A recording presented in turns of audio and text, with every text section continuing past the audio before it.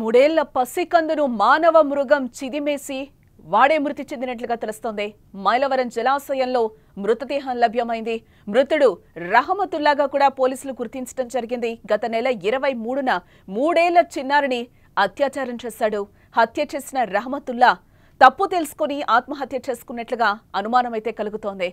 కడప జిల్లా మైలవరం మండలం కంబాల దిన్నెలో గత నెల 23న మూడేళ్ల చిన్నారిని అత్యాచారం చేసి హత్య చేసిన నిందితుడు దూదేకుల రహమతుల్లా ఆత్మహత్య చేసుకున్నాడు. బుధవారం మైలవరం జలాశయంలో అతడి మృతదేహాన్ని గుర్తించిన స్థానికులు పోలీసులకైతే సమాచారం ఇవ్వడం జరిగింది. జలాశయం ఒడ్డున ఉన్న దుస్తులను గుర్తించి అత్యాచార ఘటన నిందితుడిగా పోలీసులు అనుమానించారు. అనంతరం జంబలమడుగు ప్రభుత్వ ఆసుపత్రిలో శవ పరీక్ష చేయించాక దూదేకుల రహమతుల్లాగా నిర్ధారించారు. జమ్మలమడుగు మండలం మోరగుడిలో అతడి తల్లికి మృతదేహాన్ని అప్పగించేందుకు పోలీసులు వెళ్లగా ఆమెతో పాటు కుటుంబ సభ్యులు నిరాకరించినట్లుగా తెలుస్తోంది. తప్పనిసరి పరిస్థితుల్లో జమ్మలమడుగు పురపాలక సంఘం సిబ్బంది ద్వారా ట్రాక్టర్లో తరలించి దహన సంస్కారాలు పూర్తి చేశారు. చిన్నారి హత్యాచార ఘటన రోజునే నిందితుడు పారిపోయినట్లుగా పోలీసులు తెలిపారు. అప్పటి నుంచి గాలించిన జాడ తెలియరాలేదని అన్నారు.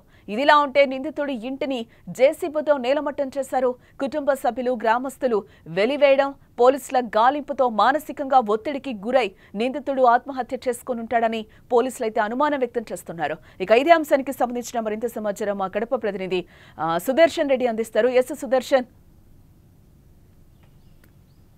ఇది దారుణమైనటువంటి ఘటన. అయితే సభ్య సమాజం తల ఉంచుకునే ఘటనకు పాల్పడినటువంటి రహమతుల్లా తన మరణ శాసనాన్ని తానే రాసుకున్నాడు. ఈ దేశ చట్టాలు తనను శిక్షించడం ఆలస్యం అవుతుందని భావించాడో ఏమో కానీ తనకు తానుగా ఆత్మహత్య చేసుకొని చనిపోయాడు. అయితే ఘటన జరిగిన రోజే అతని పైన అందరూ కూడా అసహించుకునే విధంగా తనను వెలివేశారు. చివరకు తన తల్లిదండ్రులు కానీ ఊర్లో వాళ్ళు కానీ ఎవ్వరూ కూడా తనను పట్టించుకోని పరిస్థితి. అప్పటికప్పుడు అతన్ని చితకబాది సంఘటన జరిగిన రోజు పోలీసులకు అప్పజెప్పారు. అయితే చాకచక్యంగా పోలీసుల నుంచి తప్పించుకు తిరుగుతున్నటువంటి రహమతుల్లా నిన్న జమ్మలమడుగు సమీపంలో ఉన్నటువంటి మైలవరం జలాశయంలో శవమై కనిపించాడు. జలాశయం గట్టునున్నటువంటి బట్టలను గుర్తించినటువంటి పోలీసులు బాడీని వెలికి తీశారు. పోస్ట్ మార్టం నిర్వహించిన తర్వాత అతను 3 ఏళ్ల బాలిక అత్యాచారం కేసులో నిందితుడు రహమతుల్లానే అని గుర్తించారు. వారి తల్లిదండ్రులకు పోలీసులు ఆ మృతదేహాన్ని అప్పగించడానికి నిన్న మోరగుడికి తీసుకెళ్లారు. అయితే ఆ తల్లిదండ్రులు మా కొడుకు ఆ సంఘటన జరిగిన రోజే చనిపోయాడని మేము భావించాము, కాబట్టి మాకు అలాంటి కొడుకు లేడు, ఆ మృతదేహం మా కొడుకుది కాదు అంటూ వాళ్ళు అతని శవాన్ని తీసుకోవడానికి కూడా తల్లిదండ్రులు ఇష్టపడలేదు. దీంతో పోలీసులు మున్సిపాలిటీ వాళ్ళ సహకారంతో అతని దహన సంస్కారాలు నిర్వహించారు. అంటే సంఘటన జరిగిన మరుసటి రోజే ఆగ్రహానికి లోనేటువంటి గ్రామస్తులు ఆ నిందితుడి ఇంటిని జేసీబీతో కూల్చేశారు. అప్పటి నుంచి కూడా సామాజికంగా అతన్ని పూర్తిగా బహిష్కరించిన పరిస్థితి. ఇంతటి దారుణానికి, ఇంతటి నీచానికి పాల్పడినటువంటి రహమతుల్లాకు, అంటే ఒక వ్యక్తి మనిషిగా పుట్టి ఎట్టి పరిస్థితుల్లోనూ ఏ స్థితిలోనూ చేయకూడని తప్పు చేసినటువంటి రహమతుల్లాకు ఈ దేశ చట్టాలు ఎలాంటి శిక్ష వేస్తాయా అని అందరూ కూడా ఆసక్తిగా చూశారు. అయితే తనకు తానే మరణ శాసనం రాసుకుని తను చేసిన తప్పును అంగీకరించాడు. ఇలాంటి తప్పు మరొకరు చేయవద్దు, జీవితాన్ని అర్ధాంతరంగా నాశనం చేసుకోవద్దంటూ కూడా చివరికి తనొక సందేశం ఇచ్చి వెళ్ళిపోయిన పరిస్థితి కనిపిస్తూ ఉంది. అయితే ఇంతటి దారుణ సంఘటనకు సంబంధించి పోలీసులు కూడా, స్థానికులు అందరూ కూడా ఉలిక్కిపడినటువంటి పరిస్థితి. ఆ రోజు నుంచి కూడా అతన్ని శిక్షించడం కోసం పోలీసులు అన్ని విధాలుగా కేసును ప్రిపేర్ చేస్తున్న ప్రయత్నంలోనే అతను తప్పించుకొని పారిపోయాడు. అప్పటి నుంచి కూడా పోలీసులు ముమ్మరంగా అతని కోసం గాలించారు. ఇటు తలదాచుకోవడానికి ఇంటికి వెళ్ళలేక, అటు ఎక్కడ బంధువుల దగ్గరికి వెళ్ళలేక, ఎక్కడ ఎవరికి సమాజంలో తన ముఖం చూపించలేక ఈ కొద్ది రోజుల పాటు అక్కడక్కడ తలదాచుకున్నటువంటి రహమతుల్లా చివరకు మైలవరం డ్యాములో దూకి ఇక తాను బతకడం వేస్ట్ అని నిర్ణయించుకొని ఆత్మహత్య చేసుకున్నట్టుగా తెలుస్తూ ఉంది. నిన్న పోలీసులు అతని మృతదేహాన్ని తీసి పోస్ట్ మార్టం నిర్వహించిన తర్వాత ఇది రహమతుల్లా బాడీనే అని గుర్తించారు. చివరికి వారి తల్లిదండ్రులు అతని మృతదేహాన్ని తీసుకోవడానికి కూడా ఇష్టపడినటువంటి పరిస్థితి. ఇది చాలా గొప్ప సందేశాన్ని ఇస్తుంది. సంఘటన జరిగిన రోజు ఎంతటి నీచమైనటువంటి సంఘటన, ఇలాంటిది మరెవరికి జరగకూడదు అని ప్రజలందరూ కూడా ఏదైతే భయభ్రాంతులకు గురయ్యారో, ఈ రోజు తన మరణ శాసనాన్ని తానే రాసుకున్న రహమతుల్లా సంఘటన గురించి కూడా అంతే ప్రజలు చర్చించుకుంటూ ఉన్నారు. తనకు తాను చనిపోవలసినంత నీచమైనటువంటి దుర్మార్గమైనటువంటి పని చేశాడు. ఇంతటి దారుణానికి ఒడిగట్టిన తర్వాత తనను ఏ చట్టాలో, ఏ పోలీసులో, ఏ వేరే వ్యక్తులు శిక్షించాల్సిన అవసరం లేదు.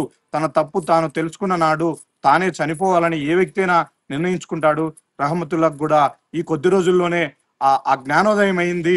తాను ఎంతటి నీచమైనటువంటి పనికి, దారుణానికి ఒడిగట్టాడో తనకు తాను తెలుసుకున్నాడు. ఎందుకంటే ఇంటా బయట చేదరింపులు, ఎవరు కూడా తనకు ఆశ్రయం కల్పించని పరిస్థితుల్లో చివరకు తాను బతికి కూడా వేస్ట్ అని నిర్ణయించుకున్న తర్వాత ఆత్మహత్యకు పాల్పడి ఉంటాడు అని పోలీసులు కూడా అంచనా వేస్తూ ఉన్నారు. మొత్తం మీద అత్యంత పాశవికమైనటువంటి సంఘటనలో ఇంత త్వరగా ఆ బాలికకు న్యాయం జరిగింది.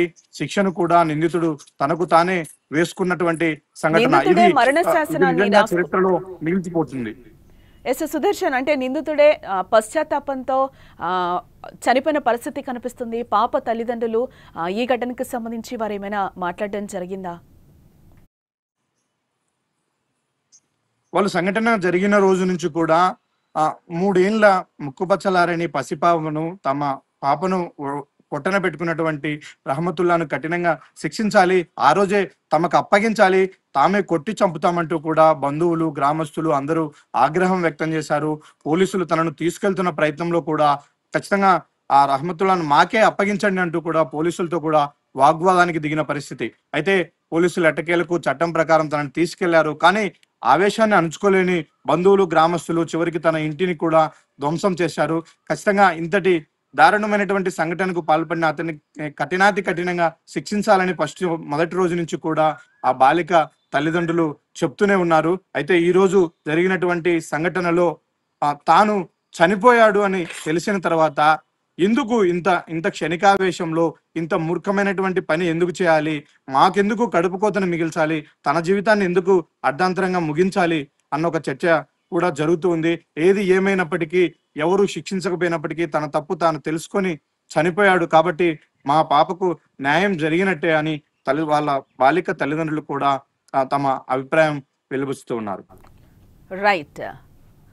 ఎస్, కడప జిల్లా మైలవరం మండలం ఏ కంబాల దిన్నెలో గత నెల 23న 3 ఏళ్ల చిన్నారిని అత్యాచారం చేసి హత్య చేసిన నిందితుడు దూదేకుల రహమతుల్లా ఆత్మహత్యకు పాల్పడ్డాడు. బుధవారం మైలవరం జలాశయంలో అతడి మృతదేహాన్ని కూడా స్థానికులు గుర్తించి పోలీసులకైతే సమాచారం ఇవ్వడం జరిగింది. జలాశయం ఒడ్డున ఉన్న దుస్తులను గుర్తించి హత్యాచార ఘటన నిందితుడిగా పోలీసులు అనుమానించారు. టోటల్ గా ఇక్కడ మనం చూడొచ్చు, అంటే ఎవరో శిక్షించడం ఎందుకు, నేనే తప్పు చేశాననే పశ్చాత్తాపంతోనే చనిపోయాడు నిందితుడని కూడా చెప్తున్న పరిస్థితి కనిపిస్తుంది. గత నెల 23న ఈ ఘటన చోటు చేసుకుంది. ఇప్పుడు ఆయన చనిపోయిన పరిస్థితి అయితే కనిపిస్తోంది. ఎస్, టోటల్ గా ఆయనకాయనే రియలైజ్ అయినట్టుగా కనిపిస్తుంది. నేను బతికినా కూడా శవంతో సమానం అనుకుని ఈరోజు ఆత్మహత్య చేసుకున్న పరిస్థితి అయితే కనిపిస్తోంది.